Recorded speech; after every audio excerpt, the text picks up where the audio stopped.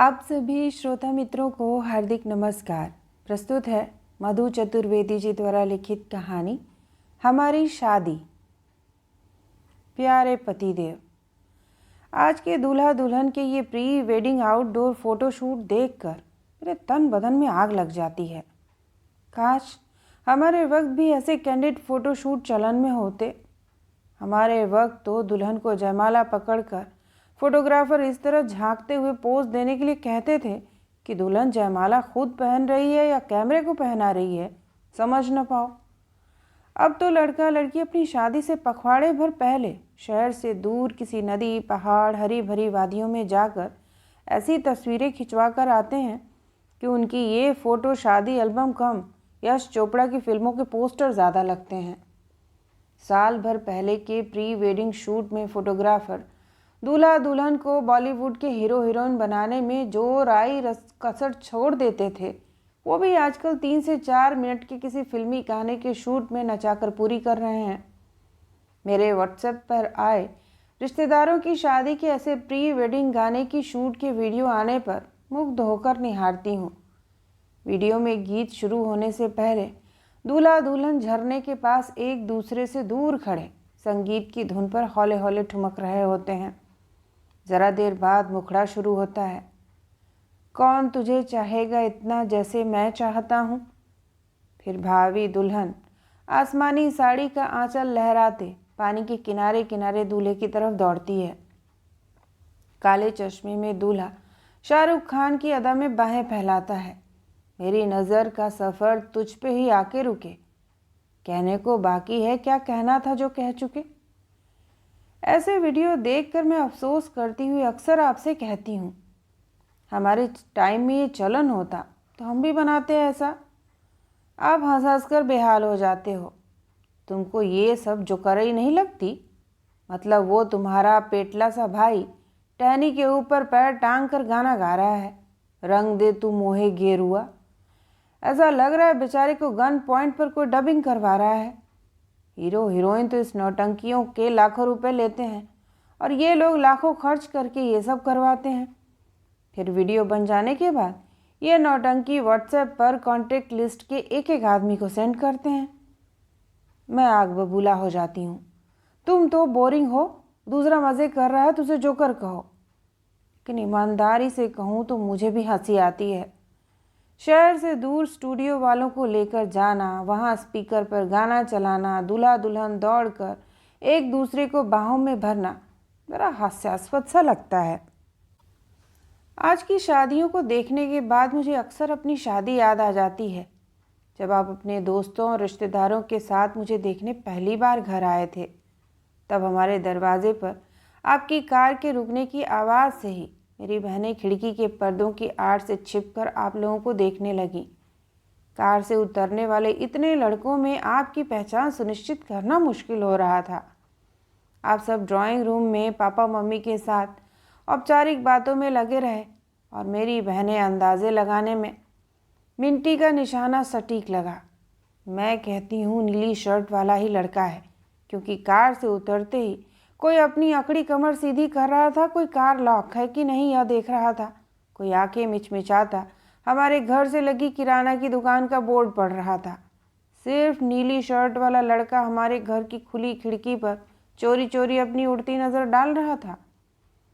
हाँ, मिंटी ने गज़ब की साइकोलॉजी पकड़ी।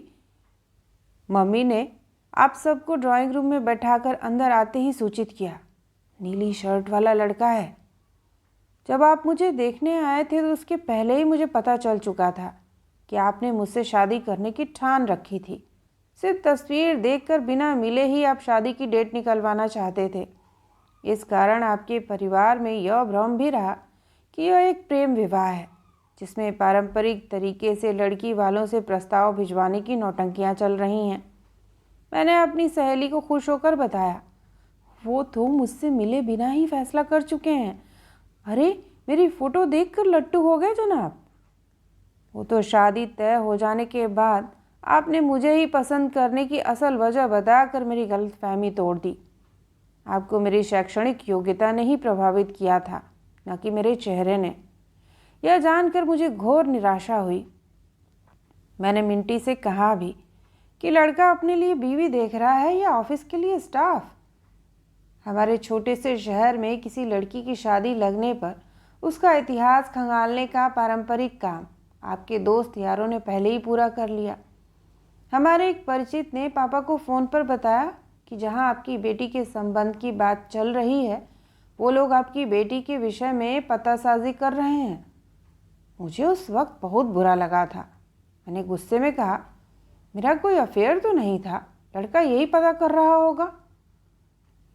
मम्मी ने मुझे समझाया कि लड़की वाले सही कर रहे हैं। तुम्हारे पापा ने भी उनके संबंध में बहुत कुछ पता किया है। पापा आपकी सीए की डिग्री और अच्छे चरित्र से बहुत खुश थे। मेरे परिवार की बुजुर्ग महिलाएं, दादी नानी आदि के लिए आपका इकलौता पुत्र होना खुशी का कारण था। हाँ हाँ हाँ, मम्मी ने मुझे लगातार समझाना जारी रखा कि दो परिचित अपरिचित परिवार एक दूसरे के बारे में अपने विश्वस्त सूत्रों से पता करवाते ही हैं। इसमें बुरा मानने वाली बात कोई नहीं है। अपनी संतान का भविष्य किसी के संग जोड़ने से पहले अपने हिस्से के सारे प्रयास कर पूर्ण आश्वस्त होना सभी का अधिकार है। पास पड़ोस आदि से, हमारे परिवार और उस रिश्ते से हर तरीके से संतुष्ट होकर ही आप मुझसे मिलने पहुँचे। हमारे घर पर आपसे पहले कभी किसी मेहमान की इतनी आवभगत नहीं हुई थी। रसोई में अनगिनत प्लेट में खाने के ढेरों सामान और मिठाइयाँ रखी गईं। उसके बाद कई चरण में ड्राइंग रूम तक उसकी सप्लाई सोनू और चीनी ने की। वो लोग चुपचाप प्लेट टेबल पर और नज़र आप पर रख कर लौटने के बाद मुझे सारे घटनाक्रम की सूचना देते। 3 सीटर सोफे पर जो बीच में बैठा है ना, मतलब दरवाजे की तरफ से दूसरा लड़का है। इस बीच आपके साथ आए गुड्डू भैया पान थूकने बाहर गए और सोफे में बैठने का क्रम बदल गया। मिंटी दौड़ते भागते वापस आई। अरे सुनो, सीधी सी बात है, नीली शर्ट याद रखो, क्योंकि वो लोग इधर उधर बाहर आ जा भी रहे हैं। मम्मी बार बार अंदर आकर मुझे देख रही थी कि मैं सही दिख रही हूँ या नहीं। मैंने ड्राइंग रूम में जाने से पहले मिंटी से पूछा, ठीक लग रही हूँ? उसने अंगूठा दिखाकर कहा, बहुत सुंदर। अपने ही घर के ड्राइंग रूम में प्रवेश करने से पहले कभी मेरे पैर ऐसे न डगमगाए थे। कमरे के प्रवेश द्वार पर मेरे लिए पहले ही एक सोफ़ा खाली रखा गया था। कमरे में मेरे पहुंचते ही पापा ने आपके परिवार के वरिष्ठ पुरुष सदस्यों को समेटते हुए प्रस्ताव दिया, चलिए आप सबको कॉलोनी घुमा लाएं। वे सब हाँ में हाँ मिलाते टहलने के लिए बाहर निकल गए। अब कमरे में आपके अलावा आपके 3 दोस्त, मैं और मेरी बहनें रह गए। मेरी उपस्थिति मात्र से ज़रा देर पहले का हंसी मजाक का अकस्मात ही दमघोंटू शांति में बदल गया। आपके दोस्त ने उस असहज शांति को भंग करने के लिए गला साफ करते हुए मुझसे वो सवाल किए जिनके जवाब उन्हें पहले से पता थे। आप अमेरिकन लिटरेचर पढ़ रही हैं? मैंने हामी भर दी। मेरी बहनें लगातार आपसे फिजूल की बातें कर रही थीं और आपके दोस्त मुझसे, लेकिन आपने और मैंने एक दूसरे से पाकिस्तानी इलाके सा परहेज़ रखा। शायद 5 मिनट के भीतर ही सबकी समझ में आ गया कि बहुत ही ऊल जलूल और बेसिर पैर की बातें हो रही हैं।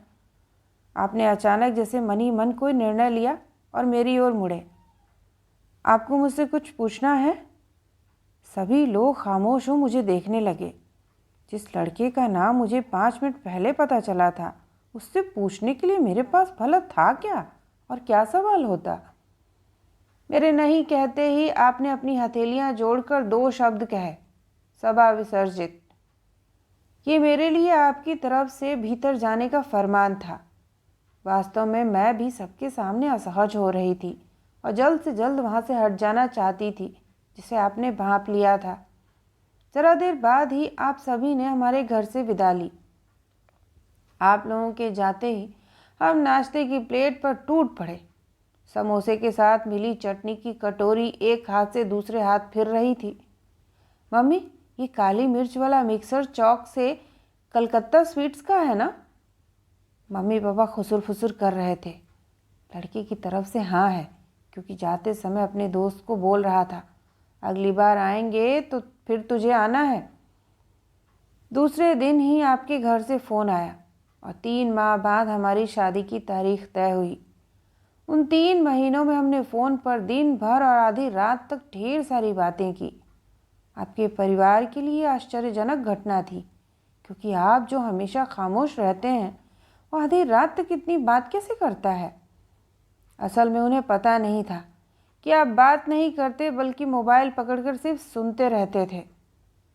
मेरे घर के ड्राइंग रूम की उस 5 मिनट की मुलाकात, जिसमें मैंने आपकी तरफ देखा ही नहीं था, उसके बाद हमारी दूसरी मुलाकात सीधे दूल्हा दुल्हन के परिधान में हुई। उत्तर भारतीय परंपरा में दरवाजे पर बारात आने पर दुल्हन द्वारा छिपकर दूल्हे के ऊपर चावल फेंकने का रिवाज है। आपके ऊपर चावल फेंकते हुए मैंने आपको पहली बार देखा, क्योंकि उस समय मुझे कोई नहीं देख रहा था। जनाब, आपको आज की तारीख याद है या नहीं? आज मतलब 20 जनवरी ही वो दिन है जब आप सेहरा बांध मेरे दरवाजे पर आए थे। शादी के काफ़ी दिनों बाद आपने मुझे एक बेहद खुफिया जानकारी दी थी कि बारात आ गई के चिर परिचित पारंपरिक भारतीय शोर से सबसे ज़्यादा खुशी घोड़ी पर सवार दूल्हे को ही होती है। ना ना ना, दुल्हन से मिलने का उतावलापन नहीं रे बाबा। बारात के दरवाजे पर पहुंचते ही दूल्हे को घोड़ी की जानलेवा करंट से मुक्ति। आपके बताने के बाद हमारी शादी की वीडियो में आपकी हालत देखकर बहुत हंसी आई। बैंड और पटाखों के शोर से घोड़ी बिदक बिदक कर उछल रही थी।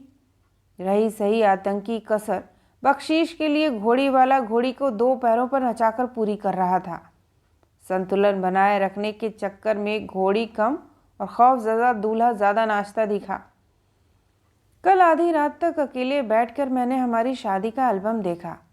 जाने क्यों लैपटॉप की तस्वीरें दिल के उतने करीब नहीं लगती जितनी कि एल्बम की। एल्बम में मैं दुल्हन बनी अजीब कार्टून पोज दे रही हूँ। फोटोग्राफर दुल्हन से जो ना करा ले सो कम है। कभी घूंघट पकड़ने को कहता, कभी मेरा सर पकड़कर ज़रा सा टेढ़ा कर देता, कभी आगे बढ़कर ठुड्डी उठा देता। मेरा धैर्य तब छूटा जब फोटोग्राफर ने दोनों हाथों की चूड़ियां दिखाते हुए बीच से झांकने को कहा। मैंने झल्लाते हुए कहा, क्या है भैया, ये सब मैं नहीं करूँगी। ये छिछोरा प्रस्ताव खारिज किया तो फूलों से भरे थाल पर चेहरा टिका कैमरे में पोज देने का बेहुदा प्रस्ताव। भैया माय गॉड, नेवर। मैं हाथ जोड़ती हूँ, ये सब मुझसे नहीं होगा। बंगाली फोटोग्राफर कमरे से अपने बंगाली लहजे में बड़बड़ाता बाहर निकलने के बाद पापा से उसने शिकायत की, आपका लड़की अर्थात लड़की फ़ोटो खिंचाने में बहुत तमाशा किया। एल्बम ख़राब होगा तो हमारा कोई जिम्मेवारी नहीं। काफ़ी साल बाद उसी फोटोग्राफर के पास बेटे की एक टिपिकल स्टूडियो फ़ोटो लेने के लिए गई, तब भी वो नहीं भूला। बोबा रे, तुम अपना शादी में कितना परेशान किया था फ़ोटो खिंचवाने में। कल रात मैंने एल्बम देखते हुए तसल्ली से आनंद लिया। एक एक आदमी की सज धज का, फूलों की पृष्ठभूमि वाले स्टेज पर मुस्कुराते चेहरों का, मंडप के नीचे का कन्यादान और विदाई। इतने सालों में इन तस्वीरों में दिखते कई चेहरे हमेशा के लिए बिछड़ चुके हैं। कितने रिश्तेदार तस्वीरों में आज से ज़्यादा जवान लग रहे हैं। हाय, मैं कितनी पतली थी। जब लाल जोड़े में मैं मैरिज लॉन पहुंची तो दोस्तों ने चने के झाड़ पर चढ़ा दिया, अब तक की सबसे खूबसूरत दुल्हन हमारी मधु। प्रशंसा के इन शब्दों को ब्रह्मांड का अटल सत्य मान गर्वित कदम स्टेज की तरफ बढ़ाए। मगर ये क्या, किसी को भी मेरी तरफ देखने की फुर्सत ही न थी। भीड़ तो खाने के स्टॉलों पर संघर्षरत थी। तस्वीरों से वो सारे हसीन लम्हे बूंद बूंद निचोड़ अपनी अभिलाषी आंखों में भर लिया। तस्वीर में आप द्वाराचार पूजन में लाल साफा बांधे पंडित जी के सामने बैठे हैं। उस समय मुझे अंदाज़ा न था कि कभी इस इंसान के मोह पाश में मैं इस कदर जकड़ जाऊंगी। स्टेज पर मिलने आने वालों की ढेर ढेर तस्वीरें पलटती गई। लग रहा है जैसे फिर से लाल जोड़े में आपके बाजू में खड़ी हूँ। पोर पोर को झंकृत कर देने वाले उस गुजरे लम्हे को एक बार दोबारा जी लिया। जयमाला के समय आपके दोस्त बार बार आपको गोद में उठा ले रहे थे। मैं स्टेज पर सर झुकाए सहेलियों से घिरी देर तक चुप खड़ी थी। आप और आपके दोस्तों का मुझे परेशान करते हुए हंस हंस कर बुरा हाल हो रहा था। मैंने सबकी नज़र बचा अपने हाथ में पकड़ी जयमाला को धीरे धीरे माला जाप करने वाले तरीके से सामने की तरफ सरकाते हुए एक झोल सा बना लिया और हवा में ऐसा उछाला कि फूलों का ये बड़ा वृत्त सीधे आपके गले में। हमारे परिवार ने अपनी बेटी की चतुराई का तालियां बजाकर स्वागत किया। स्टेज पर ही आपने मुझसे दबी आवाज़ में कहा, बेवकूफ़ लड़की, सोचकर देखो, तुम्हारी उछाली माला अगर मेरे दोस्तों के गले में पड़ जाती फिर स्थिति कितनी हास्यास्पद हो सकती थी। बाद में हमारी शादी की वीडियो में यही दृश्य सबका पसंदीदा बन गया, जब मैं स्टेज पर फूलों के वजनी हार को चुपचाप धीरे धीरे घुमा रही हूँ। देखो देखो, मधु ने माला जपना शुरू कर दिया। विदाई के समय मेरा बिल्कुल नहीं रोना भी रिश्तेदारों के बीच चर्चा का विषय बना। आजकल की लड़कियां हंसते हंसते जाती हैं, कर छूटने का कोई दुख नहीं। हमारे समय बेहाल दुल्हन को 4 आदमी घसीट कर ट्रेन में बिठाते थे, तब कहीं लड़की विदा होती थी। मम्मी तो मेरी सहेली स्वाति से बहुत नाराज़ हुई। स्वाति ने मधु को फटाफट पकड़कर कार में बिठा दिया। मम्मी को उम्मीद थी कि यदि मैं सभी के गले लगकर लिपटती तो शायद मुझे रोना आ जाता और रिश्तेदारों के सामने उनकी नाक न कटती। मेरी विदाई के बाद स्वाति ने मम्मी को बताया था, आंटी, मधु ने मुझे पहले ही कह दिया था कि स्वाति, पूरी शादी में तुझे सिर्फ एक काम करना है। मेरी विदाई के वक्त मैं दौड़कर कार में नहीं बैठ पाऊंगी, लेकिन तू मुझसे किसी को नहीं मिलने देना और कार में बिठा देना। इतनी भीड़ के बीच में पापा को रोते और कमज़ोर होते नहीं देख पाऊंगी। कोई क्या सोचता है उससे मुझे कोई मतलब नहीं, बस तू कार में बैठा देना। मेरी विदाई के तुरंत बाद स्वाति ने मम्मी की नाराज़गी देखते हुए उन्हें सच बता दिया।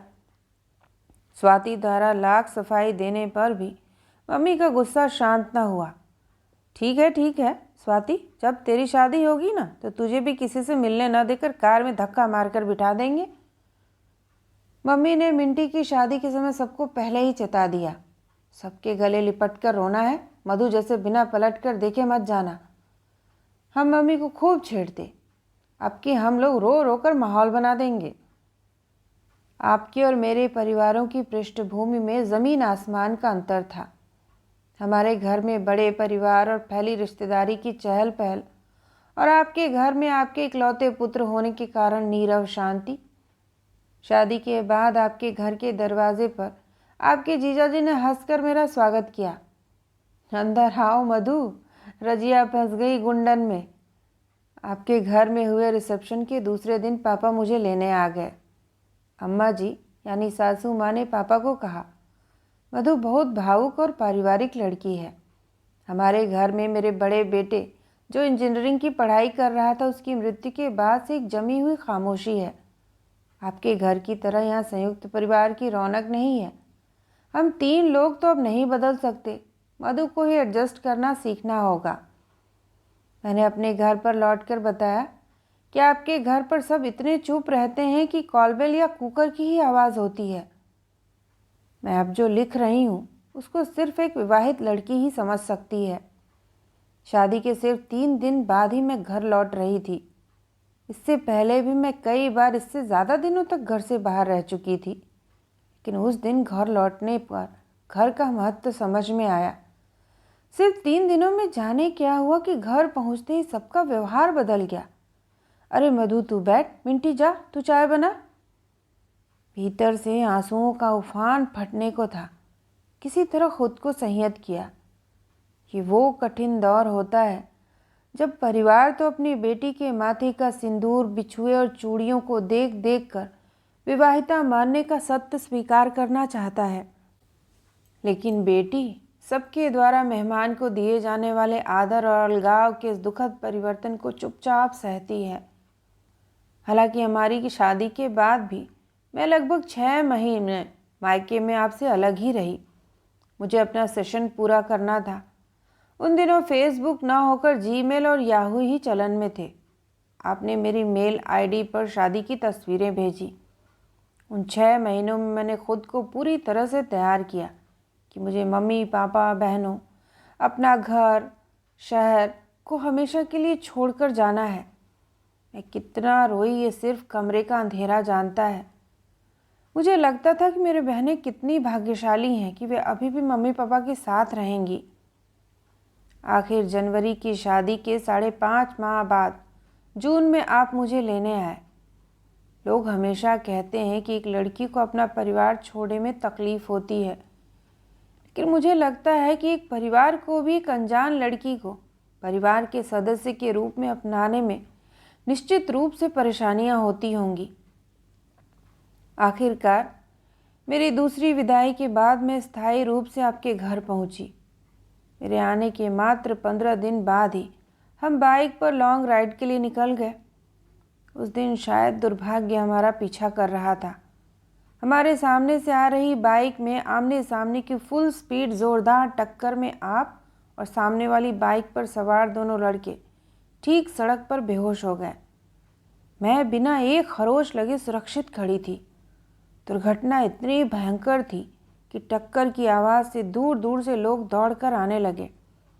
दोनों बेहोश युवा लड़कों के चेहरे खून से बुरी तरह लथपथ थे। उनकी आयु का अनुमान लगाना कठिन था। मुझे लगा वे बुजुर्ग व्यक्ति हैं। सड़क पर आती पहली ही गाड़ी को हाथ दिखाकर रोका गया। कार का मालिक आप तीनों को जिस हॉस्पिटल ले जा रहा था वहाँ का नाम मुझे बता दिया। इस दुर्घटना की सूचना देने के लिए मैंने सीधे घर की सड़क पकड़ी।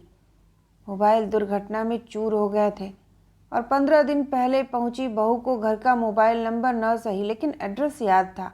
ये बड़ी बात थी। घर पर पापा नहीं थे। मैंने अम्मा जी से नंबर लेकर आपके दोस्त को फ़ोन लगाकर फ़ौरन हॉस्पिटल पहुंचने के लिए कहा। क्या गजब संयोग था कि हॉस्पिटल में जब आपको बेहोशी की हालत में स्ट्रेचर पर ले जाया जा रहा था तभी बांगा आंटी हॉस्पिटल में अपने किसी रिश्तेदार को देखने आई थी और स्ट्रेचर के बाजू से गुजरी। आपको बेहोश स्ट्रेचर पर ले जाते देख वो दौड़कर आपके साथ हो गई। इसी बीच आपको होश आ गया। असल में आपको कोई अंदरूनी चोट नहीं आई थी। तेज झटके की वजह से आप आधे घंटे के लिए बेहोश हो गए थे। आपने होश में आते ही खुद को हॉस्पिटल में पाया। आपको ख्याल आया कि बाइक पर मैं आपके साथ थी। आपने बांगा आंटी से मेरे बारे में पूछताछ की तब आंटी ने बताया कि वो तो किसी और से मिलने आई थी, आप दिख गए। आपको लगा कि आंटी गोलमोल बातें कर रही हैं और आपको मेरे विषय में सही जानकारी न देकर कुछ छिपा रही हैं। दूसरी तरफ हॉस्पिटल वालों ने आपको बताया कि हॉस्पिटल में 3 लोगों को ही सही घायल हालत में यहाँ लाया गया है। आपने सोचा शायद मैं दुर्घटना में नहीं बची। आप फौरन स्ट्रेचर से बदहवास घर आने के लिए उठे। तभी आपके जिस दोस्त को मैंने हॉस्पिटल भेजा था उसने आपको मेरी सलामती की सूचना दी। उससे आपको पता चला कि मैं घर वालों को बताने और पैसे लेने के लिए दुर्घटना स्थल से ही घर आ गई हूँ और तुरंत हॉस्पिटल के लिए निकल रही हूँ। उधर घर पर मुझे रह रहकर वो दृश्य याद आ रहा था जिसमें 4 आदमी आपको सड़क से उठाकर गाड़ी में डालते समय बोल रहे थे, चेक कर सांस चल रही है कि नहीं। मुझे अपने मम्मी पापा याद आ गए कि आपको कुछ हुआ तो वे तो पागल हो जाएंगे। आपके माता पिता जो पहले ही अपना एक बेटा गंवा चुके थे। जान पड़ता है जैसे उस दिन जैसा दिल कभी न घबराया था। मैं जो नहीं सोचना चाह रही थी रह रहकर वही ख्याल सीना चाक कर रहे थे। क्या मैं इतनी बदनसीब हूँ? महज आधा घंटा पहले सब कुछ कितना सही था। जी में आ रहा था दहाड़ मारकर रोऊं। लगातार बहते आंसुओं को छिपाते चुपचाप एटीएम कार्ड लेकर हॉस्पिटल के लिए निकल ही रही थी कि आपका फ़ोन आया कि मैं हॉस्पिटल ना आऊँ, आप खुद ही घर आ रहे हैं। उस दिन फ़ोन पर आपकी आवाज़ सुनकर कैसा लगा ये मैं शब्दों में बता नहीं पाऊँगी। आपने फ़ोन पर 10 बार पूछा, तुम ठीक हो या नहीं, कहीं चोट तो नहीं आई। फ़ोन रखने के बाद मैं लगातार आंसू पोंछते दरवाजे पर खड़ी आपका इंतज़ार कर रही थी। 15 मिनट के भीतर आप घर आ गए।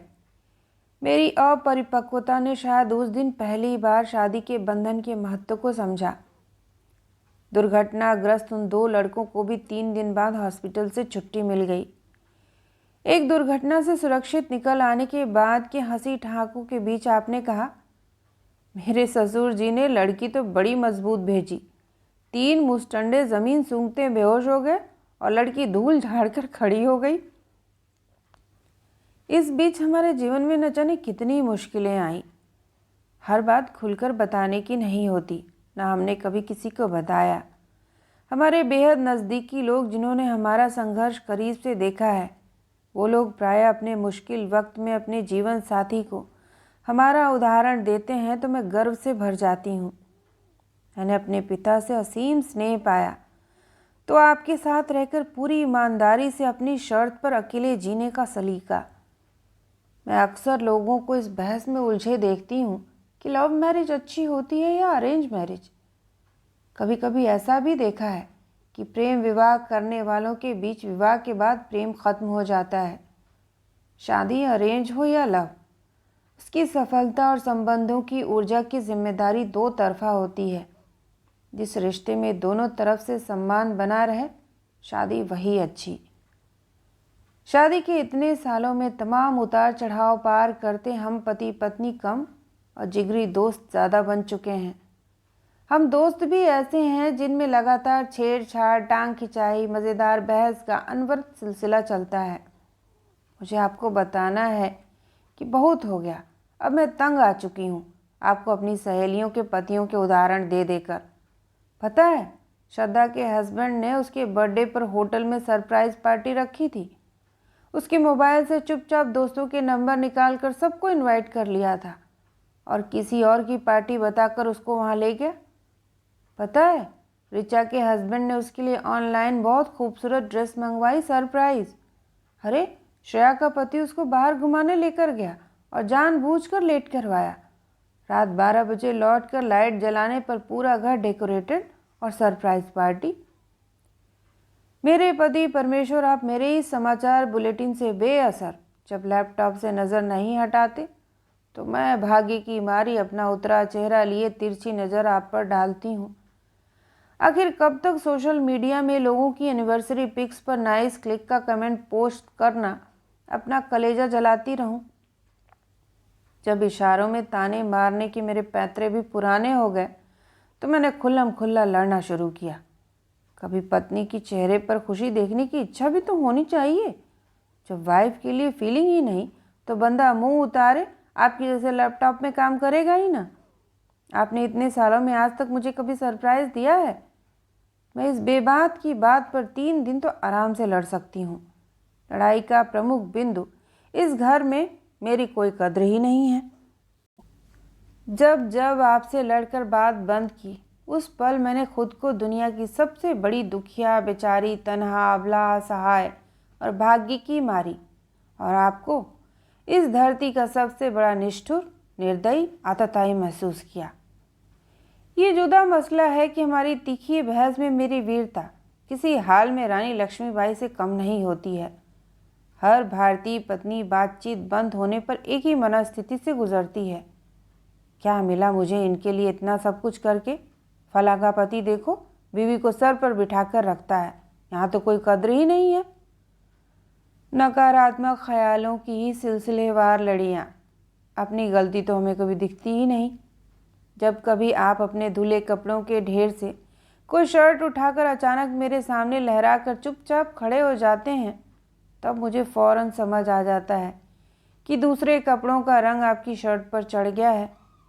इस बदरंग हो चुकी शर्ट पर शुरू हुई बहस का हर बार आपकी तरफ से युद्ध विराम इस पंक्ति से होता है, आज के बाद मैं अपने कपड़े खुद धो लूँगा। मुझे यकीन है जिस वक्त आप ऐसा बोलते हैं उस वक्त भी आपको पता होता है कि आप कभी अपने कपड़े धोने वाले नहीं। तो जनाब, आज ही के दिन भाग्य देवी ने आपको आशीर्वाद दिया था, जा जा पुत्र जा, जी ले अपनी ज़िंदगी। अरे, ये तो गलत हो गया। अपनी ज़िंदगी तो सिमरन जीती है। व्यस्तताओं की वजह से पिछली कई एनिवर्सरी हम अलग अलग मना रहे थे, लेकिन इस साल हम आज के दिन साथ हैं। इसका संपूर्ण श्रेय पिछले 15 दिन से मेरे बनाए आतंक को जाता है। ईश्वर से करबद्ध प्रार्थना है कि हम लड़ते झगड़ते रूठते मनाते हर दिन संबंधों की डोर मजबूत करते रहें। जान पहचान में लोग जब अपने बच्चों को कड़े परिश्रम और स्वाभिमान के लिए आपके संघर्ष का उदाहरण देते हैं, तब मैं ईश्वर को हृदय की गहराइयों से धन्यवाद करती हूँ कि मेरे जीवन में आप हैं। शुरुआती सालों में हमारे वर्किंग आवर्स बिल्कुल विपरीत थे। साथ ही मेरी पढ़ाई भी जारी रही और हमारे जीवन में बेटे कान्हा का आगमन। मैं मजाक में अपने फ्रेंड से कहती थी कि जीवन के अंत के बाद भगवान मुझसे पूछेंगे कि मधु, मैंने तुम्हें पृथ्वी पर भेजा, इतने सालों में पृथ्वी पर तुमने क्या किया? मेरा जवाब होगा, पति देव से मिलने के लिए संडे का इंतज़ार किया। ये बात और है कि हम 2 दिन भी लगातार घर पर रहे तो छुटपुट मुठभेड़ तय है। जो भी वक्त हम साथ गुजारते वो ज़िंदगी की किताब में खुशियों का नया पन्ना जोड़ता गया। आपका साथ मेरे लिए दुनिया की सबसे बड़ी खुशी है और ये बात आप अच्छी तरह जानते हैं। मैं हर नई ड्रेस पहनकर आपसे पूछती रहूँगी, मोटी तो नहीं लग रही हूँ ना? शिकायत करती रहूँगी, आप कभी मेरी तारीफ नहीं करते हो।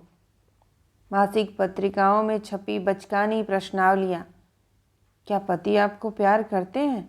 क्या आपके लिए सरप्राइज़ गिफ्ट लाते हैं? क्या हर रोज़ आपको आई लव यू कहते हैं? ऐसे तमाम सतही सवालों के 4 विकल्पों में टिक करती हुई आपसे लड़ती रहूँगी। क्या आप मुझे प्यार नहीं करते? फिर कहूँगी, आपकी शादी तो फला से, अर्थात परिचय की जिस भी महान वीरांगना लड़ाकू महिला का नाम हड़बड़ी में मेरे जहन में आ जाए, होनी चाहिए थी। फिर आपको पता चलता। ये आधारहीन लघु पानीपत युद्ध हर संस्कारी भारतीय पत्नी का जन्म सिद्ध अधिकार है। बीवियां सिर्फ एक दिन अपनी हथेली पर मेहंदी से पति का नाम लिखवा आजन्म पति के बैंक पेपर्स के नॉमिनी कॉलम में नाम लिखवाने का हक पा जाती हैं। हज़ारों की अनाप शनाप शॉपिंग करने के बाद पुरानी टी शर्ट स्वेटर के अंदर पहन बचत की सलाह दे मितव्ययी आर्थिक सलाहकार बनती हैं। जब हम पहली बार मिले थे तब संयोग से हम दोनों के कपड़ों का कलर नीला था। ये वो उम्र थी जब ड्रेस की मैचिंग से ज़्यादा रोमांटिक बात शायद दुनिया में और कुछ हो ही नहीं सकती थी। सहेलियों के पास भी उस परिधान मैचिंग जैसे महत्वहीन मुद्दे पर गंभीर चर्चा करने के लिए भरपूर वक्त और सलाहें थीं। जहाँ मेरी शैतानियों की वजह से घर पर मेरे नाम मधु को उल्टा उच्चारित कर पुकारा जाता था, धूम, और आपके दबंग स्वभाव के कारण आपको जिस नाम से बुलाते हैं वो मैं यहाँ लिख नहीं पा रही हूँ। शादी के पहले सभी को चिंता थी कि आप बहुत एकांत प्रिय हैं और हमारे घर के मेले जैसे माहौल में कोई मेहमान एक दिन के लिए रुक जाए तो भीड़ भाड़ की वजह से यक्ष प्रश्न होता था, फिर कौन कौन कहाँ कहाँ सोएगा? शादी के बाद में मैं दिन भर सासू माँ से आपके बचपन के किस्से सुनाने को कहती थी। हम दोनों के स्वभाव में ज़मीन आसमान की असमानता है। किसी भी हास्यास्पद मुद्दे पर जहाँ मुझे लोट पोट घंटों हंसी आती रहती है, वहाँ आपका काम एक स्माइल से चल जाता है। बिस्तर पर मेरे सिरहाने कीट्स, शेली, वर्ड्सवर्थ की मखमली कविताओं से लेकर अमृता प्रीतम तक की सपनीली दुनिया मिलेंगी। वहीं आपकी बुक शेल्फ बिजनेस मैनेजमेंट की मनहूस नीरस किताबों से भरी है। फेसबुक में लोगों द्वारा अपनी बीवियों की तस्वीर के साथ फीलिंग लव विद और रोमांटिक कैप्शन पोस्ट करना आपको बचपना लगता है और मुझे ओ सो रोमांटिक। आप अक्सर बोलते हो कि बीवी के लिए लव फील हो रहा है तो बीवी को बताना छोड़ फेसबुक में दुनिया को बता रहे हैं। आपके मुताबिक प्रेम साझेदारी और दर्शन का विषय है, सार्वजनिक प्रदर्शन का नहीं।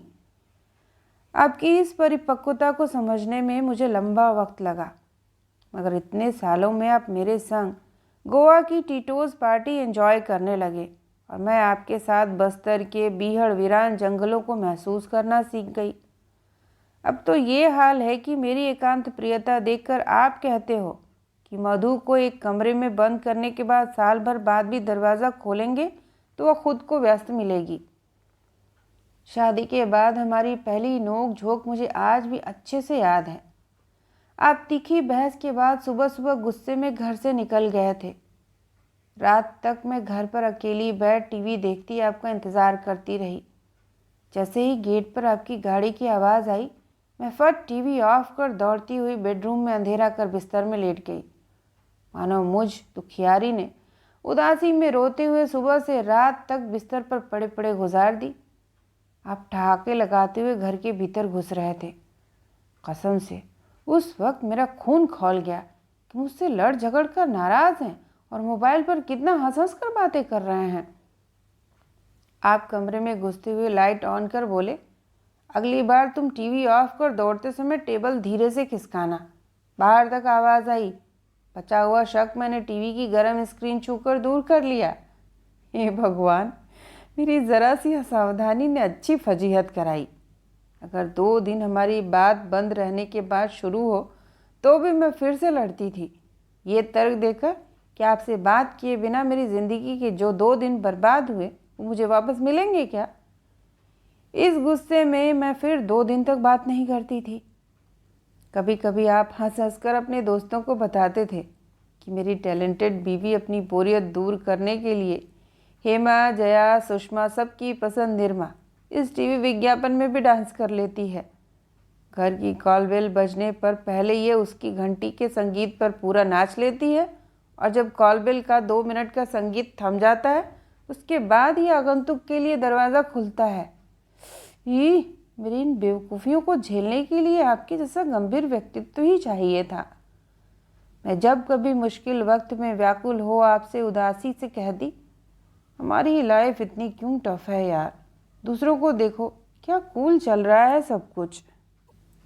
आप हमेशा शांति से कहते, हाँ उनके पास हमारी वाली मुश्किल नहीं है, इसका मतलब यह नहीं कि दूसरे समस्याहीन जीवन जी रहे हैं। हर आदमी को अपनी अंतिम सांस तक उतार चढ़ाव देखने पड़ते हैं। मैंने शिद्दत से महसूस किया है कि आपसे अपनी आकुलता साझा कर मन हल्का लगता है, ताकत मिलती है, महफूज सा लगता है। हर कठिन समय में आप मेरे भावात्मक कवच बनते हो। ये बात और है कि आपका दिया ज्ञान मैं कुछ दिनों बाद ही अपनी किसी परेशान दोस्त को कॉपी पेस्ट की तर्ज पर समझाकर दादी अम्मा बनती हूँ। सुनो, इन सेंटी सेंटी बातों का कतई मतलब न निकाला जाए कि मैं लड़ना छोड़ रही हूँ। बहस के मुद्दे हमेशा एक से होंगे। आपने मेरे मोबाइल का चार्जर निकाल कर वहाँ अपना मोबाइल क्यों लगा दिया? उस दिन भी आपने ऐसा ही किया था। आपने कभी अपनी तरफ से प्रपोजल रखा है कि चलो आज बाहर खाने चलते हैं? जब मैं किसी से फ़ोन पर बात करती हूँ आप तब भी आवाज़ लगाते हो। खाना टेस्टी लगा तो बताया क्यों नहीं? ख़राब होते हैं तो फट से बोलते हो। अरे यार, आपने मेरे मोबाइल की सेटिंग क्यों चेंज की? मैं आपका मोबाइल छूती हूँ क्या? आप पूरा दिन सोफे पर बैठकर न्यूज़ देखते कैसे निकाल देते हो? कितने आलसी हो यार आप। आपकी शिकायतें भी वही पुरानी रहेंगी। दाल इतनी गर्म क्यों कर देती हो कि मुंह जल जाए? तुम ये हर 4 दिन में बिस्तर पर अपनी साड़ियाँ, बैंगल्स, कपड़ों का मीना बाजार क्यों बिखराती हो? 1000 बार कहा है कि तुम्हारे सफाई अभियान में मेरी चीज़ें हाथ न लगाया करो। तुम्हारे घर वालों को सुबह से अपनी बेटी को फ़ोन करने के अलावा कोई काम नहीं रहता है क्या? उसके बाद मेरी खूनी आंखें, समझ गए ना? पता है मेरी अम्मा अर्थात नानी को बारीक अक्षर पढ़ते नहीं बनते थे। सुबह घर में अखबार उठाते ही बाबूजी अखबार में उनको सबसे पहले निधन वाला कॉलम पढ़कर सुनाते थे। मैं हमेशा नाराज़ होती थी। क्या सुबह सुबह फला का देहावसान, फला की पगड़ी रस्म, फला का उठावन और 13वीं पढ़ते हो? हंसकर बोलते, इस उम्र में हम लोग और क्या पढ़ेंगे?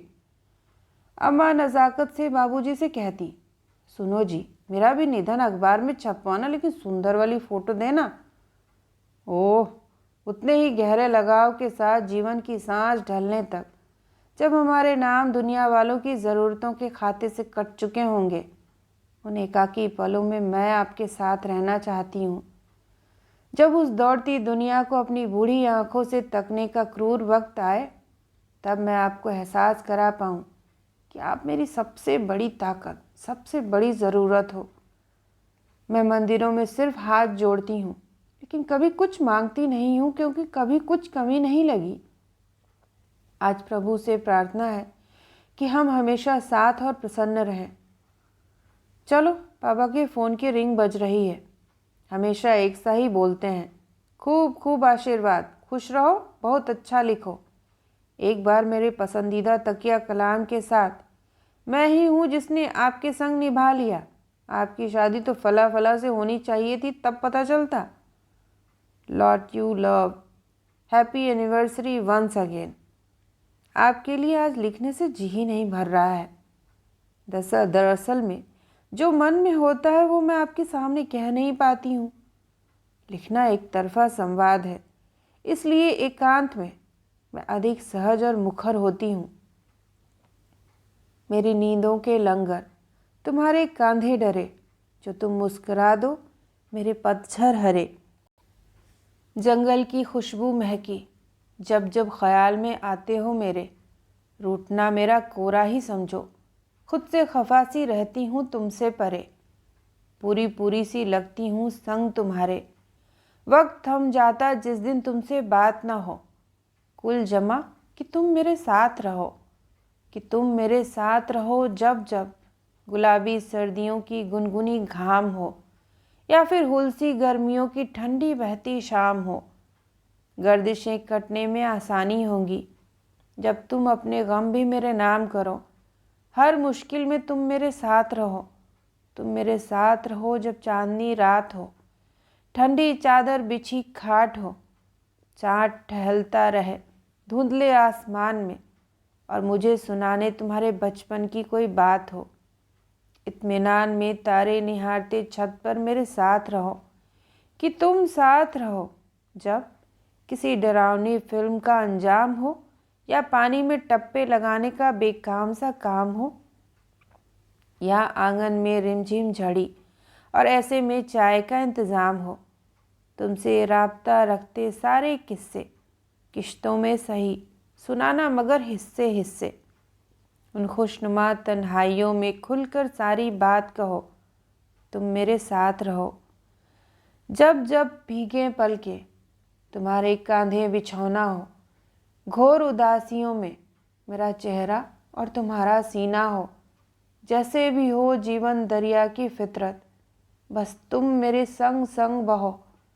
कोहबर में थामा था हाथ मेरा तो राई से नखरे सहो, तुम मेरे साथ रहो। मस्खरी मुकम्मल जब शरारतों में तुम साझेदार हो जाते हो, बेचैनियों को करार जब पहले सलाहकार हो जाते हो। तुम संग तफरीक की खातिर सहेलियों को भी टाल देती हूँ बहाने से। हर रिश्ता बौना हो जाता है एक तुम्हारे बस आ जाने से। ज़रा सी फुर्सत चुरा कर हम दोनों के नाम करो, तुम मेरे साथ रहो जब मेरे बालों पर चांदी ही चांदी होगी। थका तन नींदें कच्ची और आधी होंगी, सफ़र पूरा होने को है। उम्र के माझी की आखिरी मुनादी होगी, इससे ज़्यादा अब मैं और क्या कहूँ, जब तक मैं तुम्हारे साथ रहूँ। आपकी मधु। तो यह थी मधु चतुर्वेदी जी द्वारा लिखित आत्मकथात्मक कहानी हमारी शादी। सुनने के लिए आप सभी का धन्यवाद।